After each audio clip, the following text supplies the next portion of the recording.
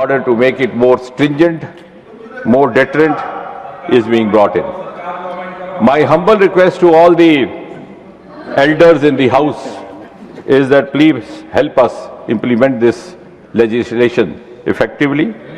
And if there are any suggestions for improvement, I'll be taking note of it. I know by now most of the content of the bill is known to you. It has also been extensively reported in the media. Nevertheless, for a quick recall, I may state that this bill is a reaffirmation of the government's highest commitment to safeguard the welfare of the students and youth of this country.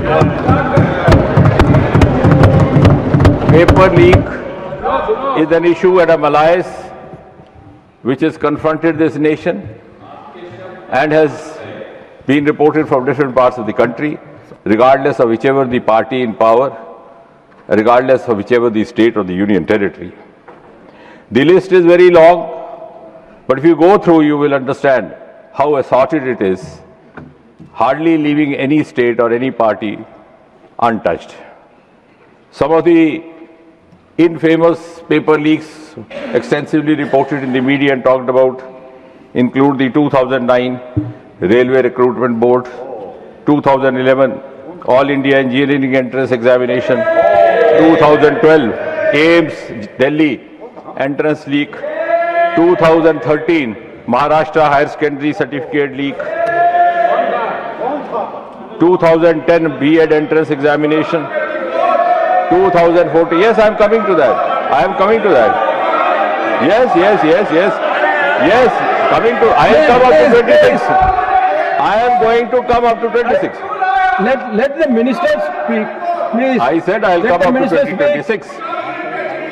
UP 2010 B.Ed Entrance Examination, UP 2014 Combined Pre-Medical Examination, UP 2015 Uttar Pradesh Provincial Service Leak, Tamil Nadu 2012 Tamil Nadu Public Service, West Bengal 2009 Joint Entrance Exam, Rajasthan 2018 Police Constable Recruitment Scam, 2019 Rajasthan Librarian Grade 3 Scam, 2020 Rajasthan Junior Engineer, 2021 Rajasthan Eligibility Examination, 2021 SI Recruitment Exam, 2022 RPSC School Lecturer, 2022 Police Constable, 2022 Senior Teacher Grade 2 Examination, same year RPSC Public Service Commission, 2023 Rajasthan REET Exam, 2019 Odisha Teachers Eligibility Test, 2023 Odisha Staff Selection Examination, 2016 Karnataka UC, and very recently Jharkhand Public Service Commission, irregularities in combined service. Now the suggestion is to come to the current, yes. So 2026, current year, Punjab Pharmacy Officer Recruitment Scam. So this is latest. Please. And even more recent, Karnataka Veterinary Officers leakage.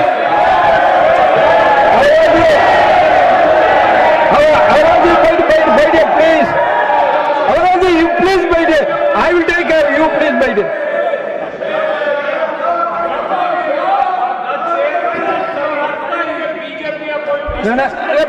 Please. Nothing will go on record except the minister's speech. So I'm glad that I'm glad the enthusiastic response from the opposition is a testimony to the fact that you have acknowledged what I have said. And therefore, you would also acknowledge the justification behind bringing the 2024 bill and the amendment today. Broadly speaking, Chairman sir, In this country, we have four main recruitment agencies, namely the UPSC, the Staff Selection Commission, the Railway Recruitment Board, and the Institute of Banking Personnel. And for admission to higher educations, now you have National Testing Agency. And my next sentence is again going to excite some of the honorable members on the other side. The irony is that the first time the suggestion for setting up a national agency came way back in 1992, almost 33 years back. It was a Congress government at the center. A series of committees were formed, and in UPA 2 in 2010, again a very strong suggestion from one of the committees set up by them came to set up a national testing agency. I'm sure they will appreciate and be grateful and thank Prime Minister Modi that the unfinished task and unfinished agenda left by UPA is being completed and brought to conclusion by the NDA.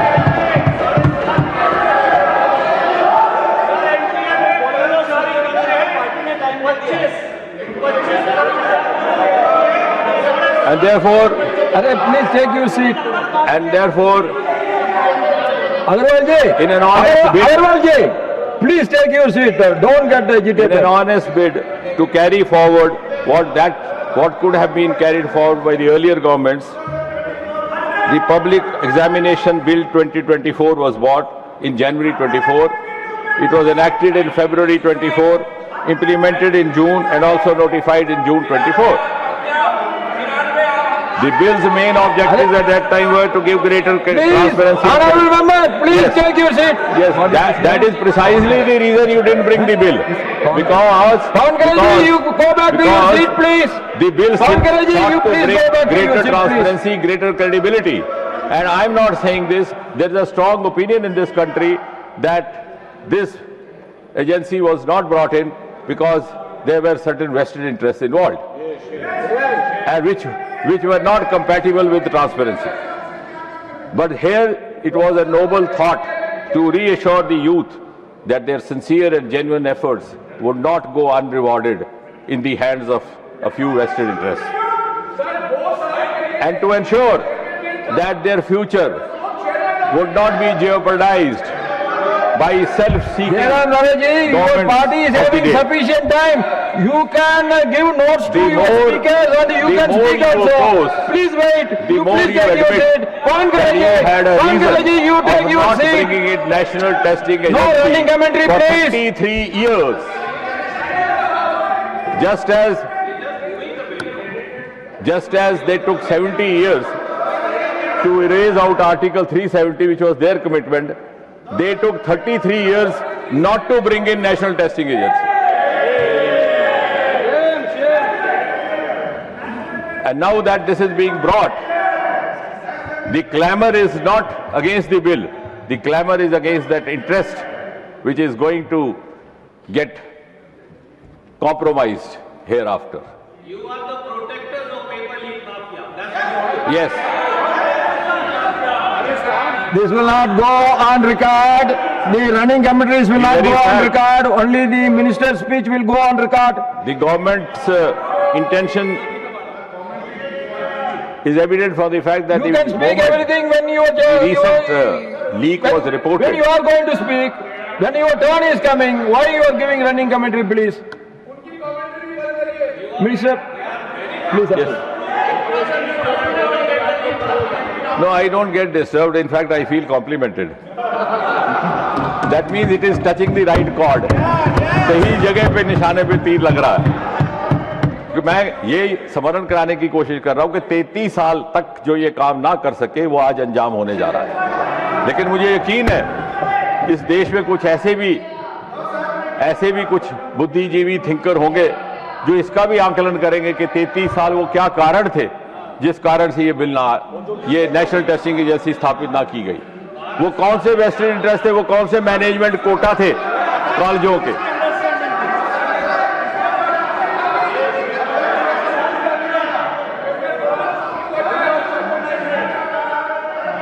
And as far as the recent case is concerned, immediately it was handed over to the CBI. It is being followed as per the Prevention of Unfair Means.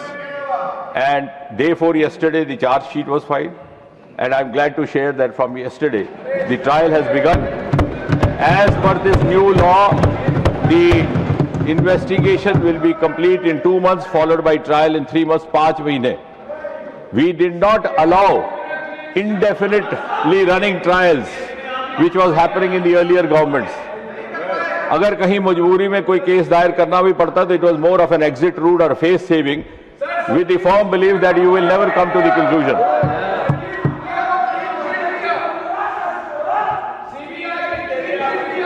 मैं उसका भी बताऊंगा, but I'll speak elaborately during reply. What he is saying is, I thought Jairam ji is a very well-read person, but possibly he has not read the news report in full.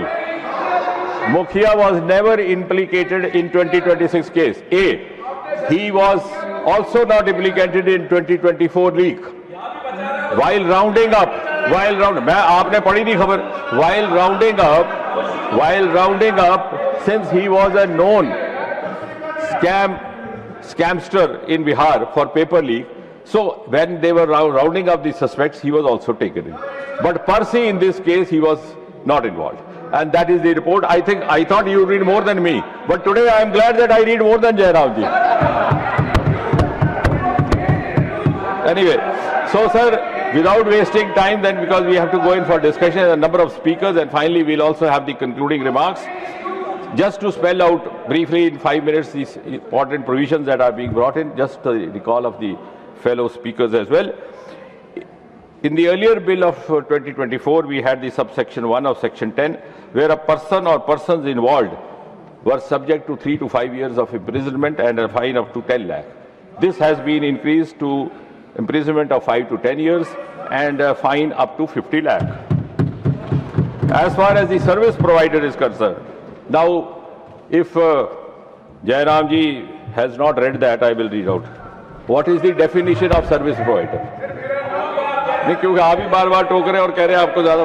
Service provider means any agency, any organization, any body, any association of persons, any business entity, any company, any partnership or single proprietorship, any sub-associates, any subcontractors, any provider of support of any computer resource or any material by whatever name it may be called, which is engaged by the Public Examination Authority for the conduct of public examination.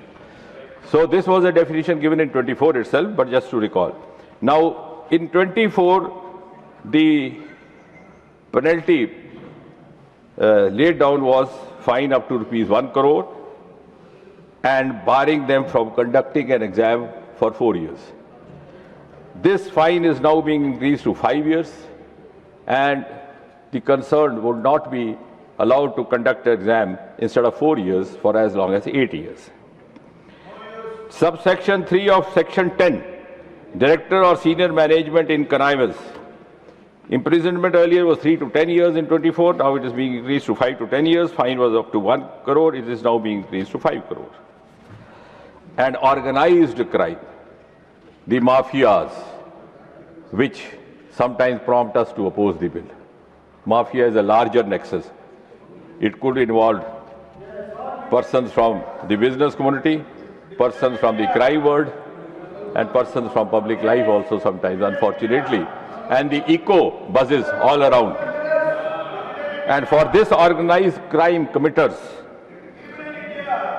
the imprisonment earlier was 5 to 10 years. It is being increased to 7 to 10 years. And fine was earlier not less than 1 crore. It is now being increased to 10 crore. And most importantly, there is a provision of special fast-track court, so that the powers that be do not find an exit in filing a case, sleeping over it, and allowing the same malice to continue as was happening before 2014. The Special Task Force, this is a new provision involved, and therefore, in the Act, we are adding section 12A, a new section. The investigation could be conducted by a police officer, could be conducted by a central agency. If the government chooses to refer as has been done in the current case, and also by a special task force, namely the STF. And the investigation will have to be completed within a period of 2 months, followed by trial within a period of 3 months, so that the special fast track court will be able to exclusively deal with this. The special prosecutors will be nominated or appointed in consultation with the concerned High Court, and on justifiable grounds alone, the appeal provision is laid down, not in normal cases, that too to the double bench of the High Court. And beyond 30 days, unless the High Court is satisfied, it would not be possible to file an appeal, and in no case beyond 90 days. Now, may I also add over here that in the course of these few days when the bill was in process, it was being put up in Lok Sabha, it was being taken up in the discussion, the action has simultaneously started. We requested the Ministry of Law, and I'm glad the Department of Justice has already set up 6 special fast track courts in this country. More are in the making. One of them is Delhi, where the trial has started yesterday in the current case. The other one is Mumbai, then in Calcutta or Kolkata, 4th for Madhya Pradesh, Bihar, Uttarakhand, and more are incoming. And as you all know, Prime Minister made this announcement and also said this in a video. हर जगह होगा, हर जगह होगा. ये तो अभी हमने तुरंत ये इसलिए किया कि दिल्ली का केस था तो इस 6 जगह हो गया. A task force has been appointed with Nandan Nilekani, the co-founder of Infosys, S. Somanath, former chairman ISRO, Tapan Dekka, ex-DIP, Dr. V. Kamakoti, Director IIT Madras, Chennai, Anita Karwal, former Secretary Education, and Amrita Lal Meena, logistics expert. And repeatedly it was said that immediately for going into the vision provisions of the National Testing Agency, I don't know how this misconception has been sought to be created, that the Radhakrishnan Committee, which was set up in 2024, the recommendations have not been implemented. I would like to share with this August House that out of the 46 key recommendations, 35 already stand implemented, that is more than 76%.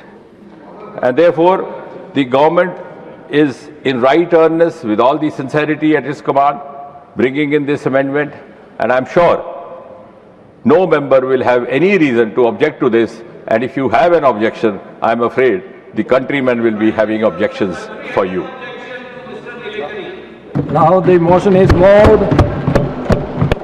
Honorable members, I draw your kind attention to the rules 235 and 238 of the rules of procedures. Honorable members are requested to adhere to the said rules while being present in the chamber or during their speeches. Further, those portions of the speeches made in contravention of the rules shall not be form the part of the records. And I request all the members on both sides, there are elegant, very good and efficient speakers. Let them speak. Please don't make a running commentary. If your prime speaker is missing any point, you can make a note and send it to him, and so that we will have a very fruitful discussion. That is my humble request to all of you. Now, Sir, one point. Sir, one point, sir. yes. Sir, the leader of the House and the leader of the opposition are institutional positions. Right. Time is allocated to them in terms of the positions they occupy. So I request that the leader of the opposition be given special time and not be factored in as part of the time for the Indian National Congress. Okay, no, please. Let him speak. Let him speak. If he really requires extra time, we will consider it.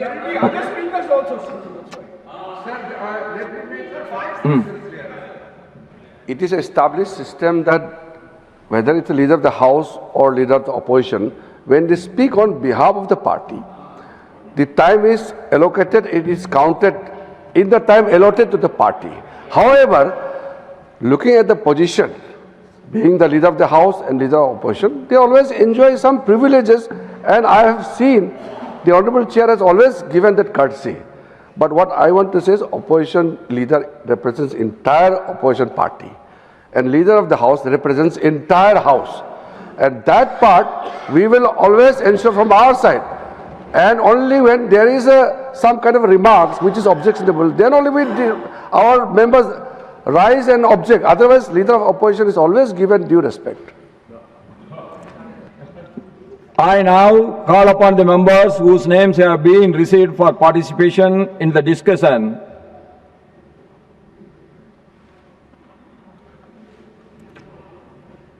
Leader of the opposition, Shriman Mallikarjun Kharge ji.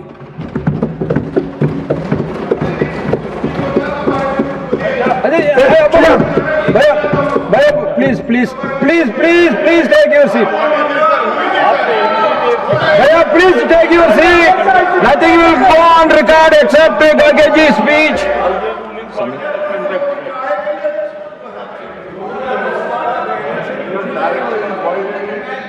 Don't get agitated.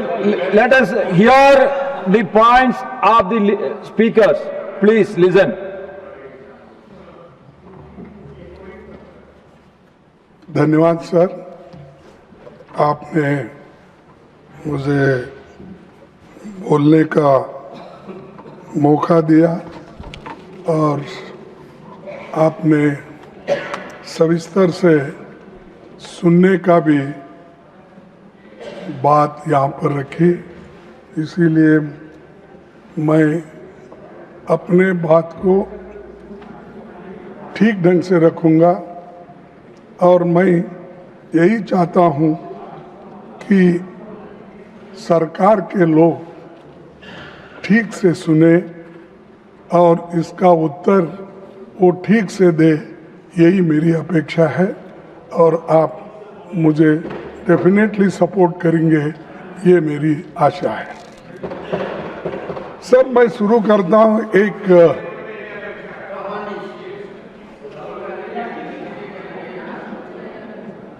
मैं शुरू करता हूँ, paper चुराने वाले बचते रहे, paper चुराने वाले बचते रहे, मेहनत करने वाले पीटते रहे, ये कैसा न्याय, ये कैसी रीत, गुनाहगार हंसते रहे, मासूम सिसकते रहे।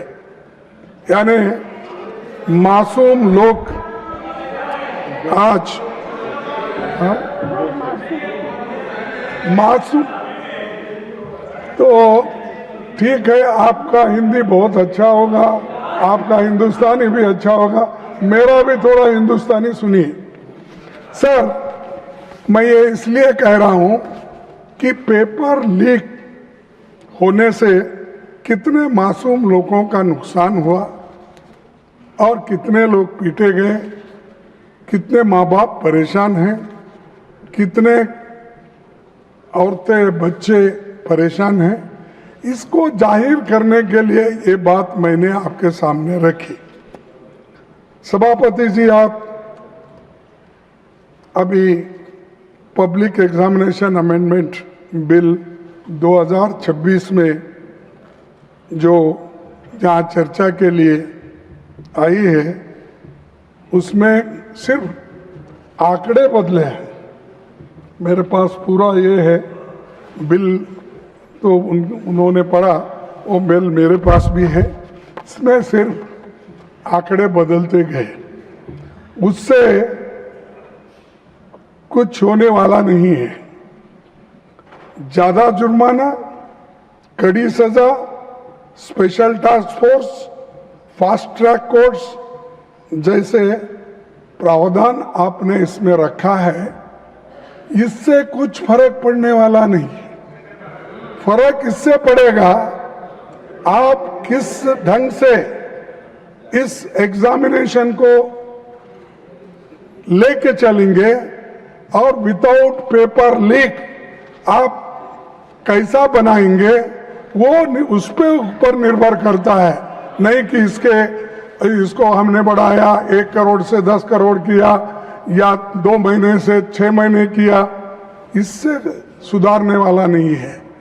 तो इसलिए मेरा कहना ये है कि ये तो नई बात तो नहीं है, लेकिन ये जो मजबूत कानून लाने के लिए हमने 2024 में ही इसकी मांग रखी थी, लेकिन तब आपने हमारी इस बात को नहीं माना और उधर से अभी अपने भाषण में कहा कि आप लोगों ने नहीं माना।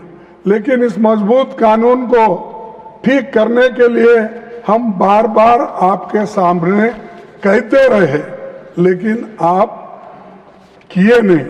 लेकिन 2 साल के बाद आप जो काम कर रहे हैं उसे 2024 में ही क्यों नहीं किया? तो अब कर रहे हैं 2024 में, यानी 2 साल पहले आप क्यों नहीं किए? क्योंकि तब आपको राजनीति करनी थी, लोकसभा चुनाव सामने थे। राहुल गांधी जी भारत जोड़ो न्याय यात्रा में लगातार पेपर लीक और युवाओं के भविष्य का मुद्दा उठा रहे थे। आप ये करते तो क्रेडिट नहीं मिलता था उस वक्त, इसीलिए आप उसको छोड़ दिए। तो उस समय परीक्षा व्यवस्था को सुधारने की बजाय आप जल्दबाजी में ऐसा कानून लाए, जिसे 2 साल में ही आपको संशोधित करना पड़ रहा है। सभापति जी, इस अमेंडमेंट बिल का हम स्वागत करते हैं, लेकिन ये अभी भी अधूरा है। ये पेपर लीक होने के बाद भी इसकी कार्रवाई को मजबूत करना ये जरूरी है। पेपर लीक होने से रोकने की मजबूत व्यवस्था इसमें नहीं है। सिर्फ आपने आंकड़े बदले, लेकिन आपका इंटेंशन आपने इसमें नहीं बताया, इसको कैसा रोकना। इसीलिए मैं ये कहूंगा कि ये सब जो माहौल आज चल रहा है, इस माहौल को ठंडा करने के लिए और जो आज हमारे विद्यार्थी युवा जो सड़क पे आए हैं, उनको ठंडा करने के लिए ये बिल लाया गया है। ये है सो समस्या को सुलझाने के लिए नहीं। सभापति जी, पिछले 2 महीने की घटनाओं ने देश को झकझोर दिया है। देश भर के छात्रों और नौजवानों ने परीक्षा व्यवस्था की नाकामियों के खिलाफ आवाज उठाई। विपक्ष ने उनकी आवाज सड़क से लेकर संसद तक उठाई। बढ़ते जनदबाव के आगे सरकार को घुटने टेकने पड़े। मैं देश के छात्रों, नौजवानों को मुबारकबाद देता हूं। उनका संघर्ष रंग लाया और सरकार को झुकना पड़ा और प्रधानमंत्री को, प्रधान को हटाना पड़ा। और इसीलिए ये युवाओं की ताकत है। और जब युवाओं की ताकत देखने के बाद हमारे सरकार को भी ये मालूम हुआ, अरे इससे ज्यादा अगर हम कुछ खींचतान करेंगे तो धागा टूट जाएगा और हमारी कुर्सी चले जाएगी। इसीलिए डर के आखिरी में उन्होंने युवाओं का जो डिमांड था उसको माना, लेकिन उसमें यह है, उसके पीछे है कि उनकी कुर्सी बचाने के लिए भी ये काम उन्होंने की, ना कि विद्यार्थियों के समस्याओं को समझाने के लिए, सुलझाने के लिए नहीं की। कुर्सी कैसा बचाना, और इतना एजिटेशन हो रहे हैं सब कुछ। और हमारे जितेंद्र सिंह साहब भी इसको सुलझाने के लिए सड़क पर आना पड़ा। उनको भी कहना पड़ा कि नहीं नहीं ये अच्छा नहीं, वो ये, क्योंकि उनको कैबिनेट मंत्री बैठे बैठे रनिंग कमेटी कर रहे हैं। मेरे पास भी झुक के एक दिन आएंगे, वो वक्त भी होगा तक। तो सर, प्रधानमंत्री जी, गिरिराज जी प्लीज। सर, तो वो समझाने की भी कोशिश करे, आए सब बोले, लेकिन डर इसका था उनको, वो जो सत्याग्रह या वो जो एजिटेशन था राहुल जी ने उस दिन किया, वो एकदम डर गए और डर के बोले कि ये ठीक, इसको आगे बढ़ाना ठीक नहीं है। तब उन्होंने ये तय किया कि प्रधान को हटाया जाए, शिक्षा मंत्री को हटाया।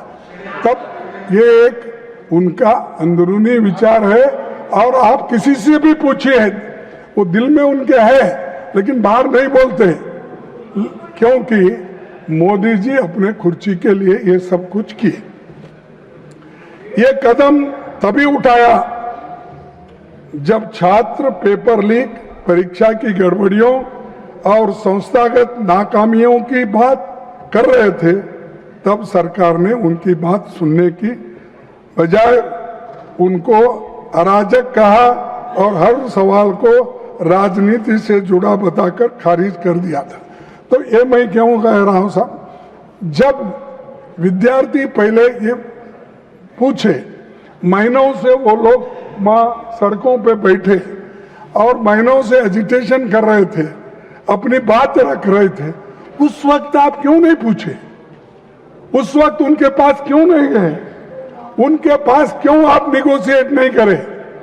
बाद में बुला के नड्डा साहब अपने चेंबर में बुला के समझाने के बजाय जिस दिन वो वहां बैठे थे उसके 2 दिन बाद या 3 दिन बाद अगर आप जाते तो ये समस्या नहीं होती, इतने लोग लाठी नहीं खाते थे, इतने लोग बर्बाद नहीं होते थे, इतने लोग बारिश में नहीं रहते थे। तो ये आपकी वजह से, आपके सरकार की वजह से ये सब भुगतना पड़ा। उसके कारण बीजेपी सरकार है, मोदी जी है, सबसे बड़े हमारे होम मिनिस्टर है अमित शाह साहब, जो दिख रहे ही नहीं हूं। मैं देख रहा हूं, नहीं तो बाकी के छोटे छोटे इश्यू में आके बार बार अपनी बात रखते हैं, हर तरफ घूमते हैं। तो किस तरफ क्यों नहीं घूम रहे मुझे मालूम नहीं। डरे हुए हाँ, डरे हुए तो ये प्रधानमंत्री भी मुंह नहीं खोल रहे और हमारे होम मिनिस्टर भी नहीं हो रहे, क्योंकि यहां पर दिल्ली में ही इतनी गड़बड़ हो रही है और आप होम मिनिस्टर हो, लॉ एंड ऑर्डर देखते हो, इतना होने के बावजूद भी, गड़बड़ी होने के बाद आपका मुंह भी नहीं खुल रहा। क्या कोई स्टिच कर दिया क्या? मुंह को बंद कर दिया? बोलना चाहिए था खुलकर। देश का नुकसान होने के बजाय देश के भलाई के लिए आपको बोलना पड़ता है, मुंह खोलना पड़ता है, कभी इंसल्ट भी सहन करना पड़ता है। आप करना पड़ता नहीं, मैं नहीं आऊंगा, मैं नहीं बोलूंगा। अगर आप ऐसा बोलेंगे तो जो सबक स्टूडेंट्स ने तुमको सिखाया है उससे डबल सारे विद्यार्थी और युवक मिलके एक दिन फिर आपको वो सबक सिखाएंगे। सर, 20 जुलाई 2026 को हजारों छात्र शांतिपूर्वक संसद की ओर मार्च कर रहे थे। वे संवाद चाहते थे, लेकिन उन्हें मिला लाठीचार्ज, आंसू gas, water cannons, pellet gun, current वाले बैरिकेड, मेट्रो लाठी में कीले रखकर और रेलवे स्टेशन भी बंद करे और मेट्रोस बंद करे और इंटरनेट बंद करे। ये सब ठप हो गया। ये सब आपने किया और इससे विद्यार्थी उचक गए, नागरिक भी बहुत इसमें गुस्से में रहे। तो इसीलिए उनको ये एजिटेशन करना पड़ा, लेकिन आप संभाल नहीं सके, शांति से उनसे बात नहीं कर सके। 100 से अधिक छात्र इस एजिटेशन में जो थे वो घायल हो गए और आईसीयू में वेंटिलेटर राम मनोहर लोहिया हॉस्पिटल में पड़े बहुत से, और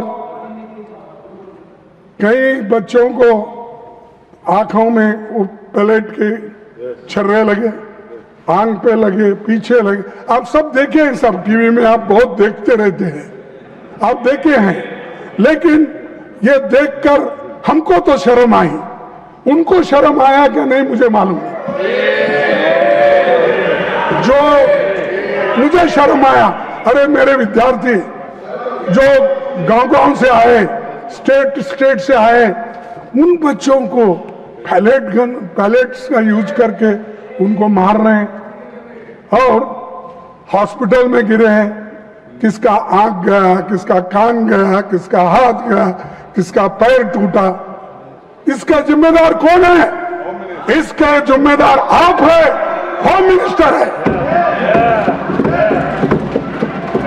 आप बंद कमरे में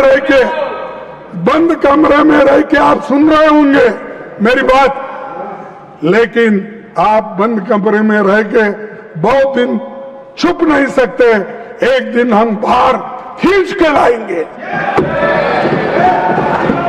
और जनता के सामने हम दिखाएंगे इनके देश में क्या है।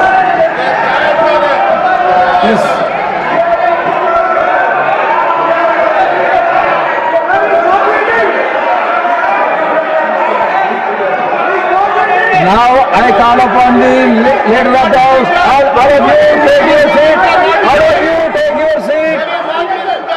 All of you take your seat. Now I call upon the leader of the House. सभापति जी, एक मिनट, सभापति जी, एक minute. When he speaks, no.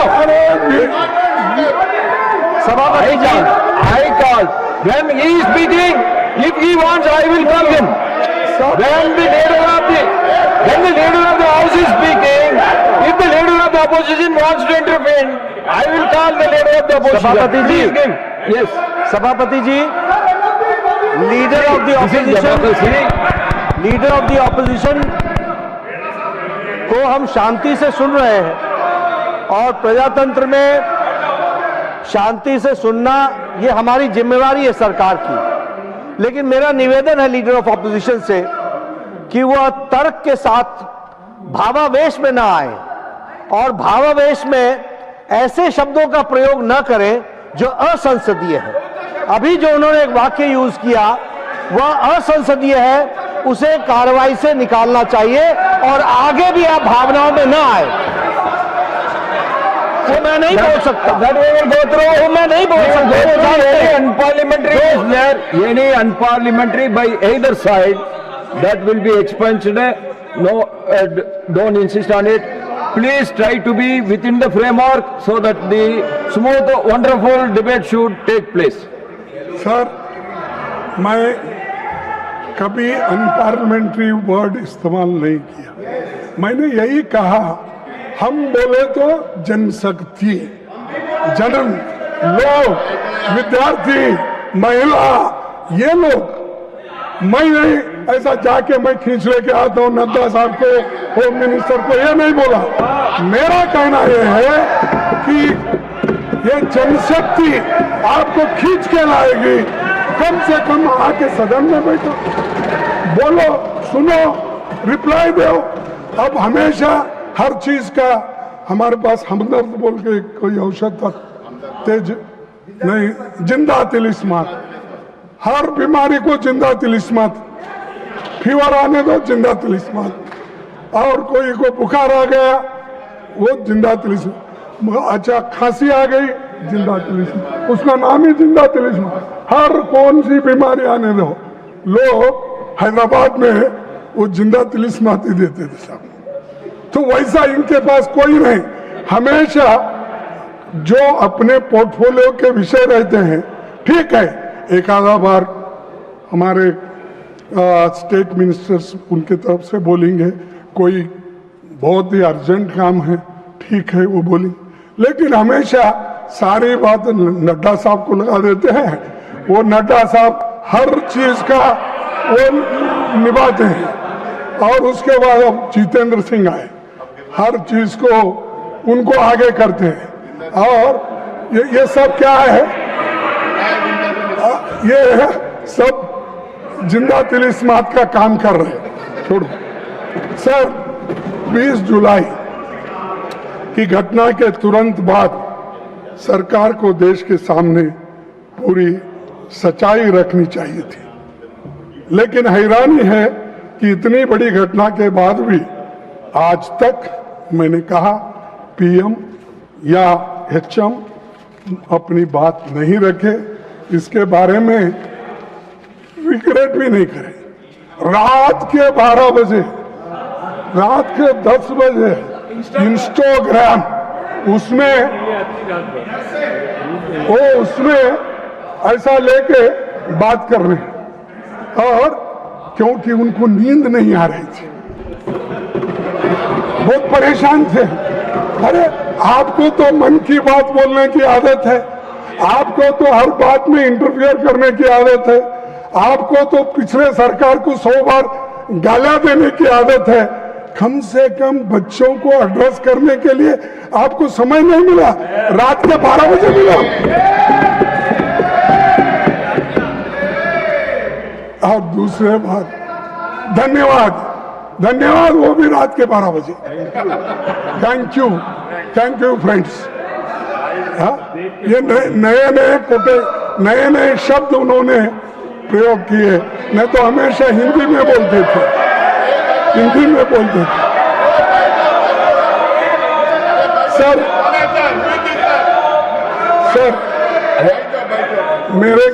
Sir अरे कोई पार्लियामेंट्री नहीं है मेरा, क्यों दिखा रहे तुम? कुछ नहीं उसमें। सर मैं आपसे पूछना चाहता हूं, आपके माध्यम से उनको पूछना चाहता हूं, लाठी चार्ज कराने के लिए, आंसू गैस करने के लिए, छोड़ने के लिए पैलेट गन के इस्तेमाल का आदेश किसने दिया? कौन लाठी चार्ज का आदेश दिया, आंसू गैस का दिया, और पैलेट गन का इस्तेमाल करने के लिए आदेश कौन दिया? न आप स्टेटमेंट दे सकते थे, लेकिन आप नहीं, क्योंकि आप होम मिनिस्टर को हिफाजत करना चाहते हैं, लेकिन बहुत दिन हिफाजत नहीं कर सकते। नहीं होता साहब, अगर आदमी झूठ बोलता है तो एक बार उसका बाहर निकलना पड़ेगा बंटवाल। तो इसीलिए आपके लोग आए, सादे कपड़ों में छात्रों को पीटने वाले लोग कौन थे? दिल्ली पुलिस किसके अधीन है? सीआरपीएफ एंड रैपिड फोर्स किसके आदेश पर काम करता है? इस पूरे घटनाक्रम का सर्वोच्च सूत्रधार कौन थे? कौन थे? अच्छा, मुझे मालूम नहीं। देश इन सवालों का जवाब चाहता है। अगर गृह मंत्री इनके जवाब नहीं दे सकते तो उन्हें इस्तीफा देना चाहिए। इन सवालों का जवाब अगर उनके पास नहीं है, अगर वो सफाई नहीं दे सकते यहाँ आकर, वो सदन में आकर ही देना, मैं बाहर पूछ रहा हूँ थोड़ी, तो आना और वो देना चाहिए। और खासकर इस कारणों के लिए, इस वजह से वो जिम्मेदार है, उनको इस्तीफा देना चाहिए और प्रधानमंत्री उनको पूछना चाहिए। लेकिन प्रधानमंत्री की हिम्मत होती है या नहीं मुझे मालूम नहीं, लेकिन ये उसके जिम्मेदार है। जो चीजें मैं आपके सामने रखा, अगर वे इस्तीफा नहीं देते तो प्रधानमंत्री को उन्हें पद से हटाया जाना चाहिए और दूसरे बर्खास्त करना चाहिए। यह सिर्फ दिल्ली का मामला नहीं है, बिहार, उत्तर प्रदेश, आसाम में छात्रों पर हुई बर्बरता पर भी केंद्र सरकार चुप क्यों है? बिहार में, बंगाल में, बिहार में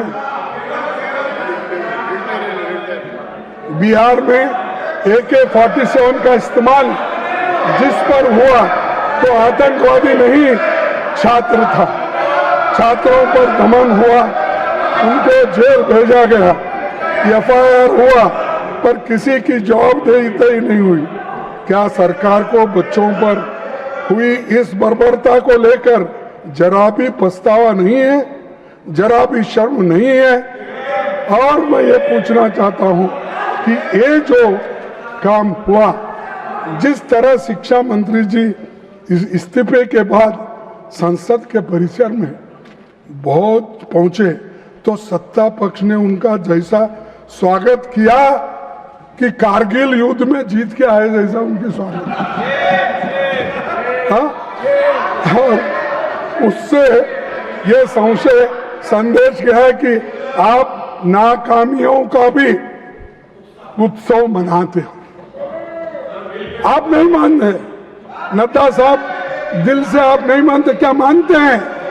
इस सदन के मुख्य तौर पर जो मंत्री राजीनामा दिया, जिसके खिलाफ ये सब चार्जेस थे, क्या वो ऐसा अपना क्या बोलते हो, हाँ, वो सब मुकुट पहन के, शाल डाल लेके हंसते हुए, अरे तुम तो नाराजगी व्यक्त करना क्योंकि मैंने ऐसी गलती की, बच्चों को मारने पीटने लगा, तो इसलिए ये ऐसी हालत मेरी हो गई। ये पश्चाताप करने के बजाय आपने जो ये अपना जलसा मना रहे। और दूसरी बात, सबसे बड़ा सवाल आज भी वही है, जब जंतर मंतर पर 1 महीने से ज्यादा समय तक शांतिपूर्ण आंदोलन चल रहा था, तब सरकार ने संवाद का रास्ता क्यों नहीं चुना? एक मंत्री के इस्तीफे के शिक्षा व्यवस्था नहीं बदल दी, यानी एक मंत्री को इस्तीफा देता है, उससे पूरे व्यवस्था, शिक्षा की व्यवस्था बदलती, ऐसा मैं तो नहीं मानता। क्योंकि वो एक कारण, लेकिन इसको अगर आपकी सिस्टम वही रहेगी, आपका प्रयास वही रहेगा, तो निश्चित रूप से आप इसको सुधार नहीं सकेंगे। अब मंत्री तो गए, वो बात और है, लेकिन इसको सुधारने की कोशिश आप अभी भी नहीं कर रहे। सर, उल्टा हमेशा उनकी आदत है, हम जो बोलते हैं उसका उल्टा करना। अगर इंस्टीट्यूशंस वही रहेंगे, NTA वैसी ही रहेगी, एग्जामिनेशन सिस्टम नहीं बदलेगा और जवाबदेही तय नहीं होगी, तो कुछ महीनों के बाद फिर कोई नया पेपर लीक होगा और हम फिर इसी सदन में यही बहस हम लोग करते रहेंगे। क्योंकि पेपर लीक के बारे में आपने जो बिल रखा वो एक तरफ है, लेकिन इसको रोकने के लिए क्या करें वो इम्पोर्टेंट था।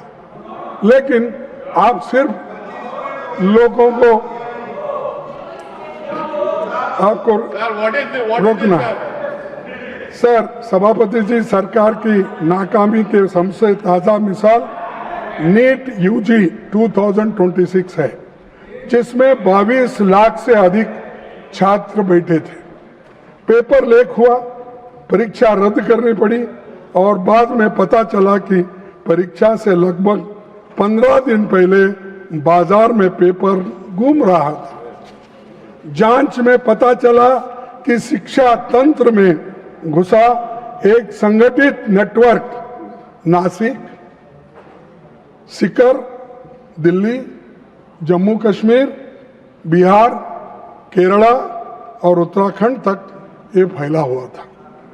गिरोह खुलेआम काम कर रहा था, पर सरकार सोई हुई थी। क्या आपके पास इंटेलिजेंस नहीं है? क्या आपके पास IB नहीं है? क्या हर स्टेट, आपके हर जगह तो डबल इंजन है, सरकार है, डबल इंजन सरकार, क्या वो लोग इंफॉर्मेशन नहीं देते? क्या आप कलेक्ट नहीं करते? तो समय नहीं है सर, है सब व्यवस्था उनके पास, लेकिन समय नहीं, इसको सुलझाने के लिए समय नहीं, उसीलिए वो ऐसा हुआ। मैं पूछता हूं कि आपकी केंद्र और राज्य की खुफिया एजेंसी क्या कर रही थी, तो उसका जवाब उनके पास नहीं है। सभापति जी, ये कोई पहली नाकामी नहीं है। 2015 से लेकर 16, 21, 24 और 2026 तक नीट बार बार पेपर लीक और गंभीर गड़बड़ियों के आरोपों से घिरता रहा। हर बार मोदी की गारंटी फेल होते गई। हमेशा बोलते रहे मैं देख लूंगा, इस बार नहीं होने दूंगा, कड़ी से कड़ी सजा मिलेगी। कहां है कड़ी से कड़ी सजा? तो कड़ी तो टूट गई, लेकिन सजा किसको भी मिलेगी? सर, आज सरकार फास्ट ट्रैक कोर्ट्स की और स्पीडी इन्वेस्टिगेशन की बातें करती है, लेकिन उसका अपना रिकॉर्ड क्या है? 2024 नीट पेपर लीक मामले के मुख्य आरोपी को क्लीन चिट मिल गई है, जिनका नाम अभी हमारे जयराम रमेश जी ने लिया, मुखिया लिया। तो क्या किया साहब? उसको नाम मालूम है, जो आदमी किया वो भी मालूम है, डालना उसको। पार्टी भी मालूम है। हाँ, पहले तो बोलते थे छोटी मोटी चीज को अगर डी नोटिफिकेशन, क्या है वो, डिमोनेटाइजेशन में अगर मैं विफल हो जाऊंगा तो 15 दिन के अंदर मैं नहीं करूंगा, मैं चौराहे पे अपने आप को लटका देना, मेरे को फांसी डाल। ये उन्होंने कहा, मैं मजाक से नहीं कर रहा हूं, आप ही की बात है। लगाओ ना इसको, जो आदमी किया आपको मिला है, आपके हाथ में है, जो आपको उसको क्लीन चिट दे रहे हैं, जो मिलता है उसको छोड़ रहे हैं, और आपका अचीवमेंट 0 है, किसी को शिक्षा अब तक नहीं हुई। तो सर, 2026 मामले में दिल्ली की फास्ट ट्रैक कोर्ट में सीबीआई समय पर पेश तक नहीं हुई, और पिछले दशक में केंद्र और राज्य की कम से कम 152 परीक्षाएं पेपर लीक के शिकार हो गए। और खड़गे जी, आज तक how much minutes more you want? Leak के मामलों में sir, How many more minutes you want?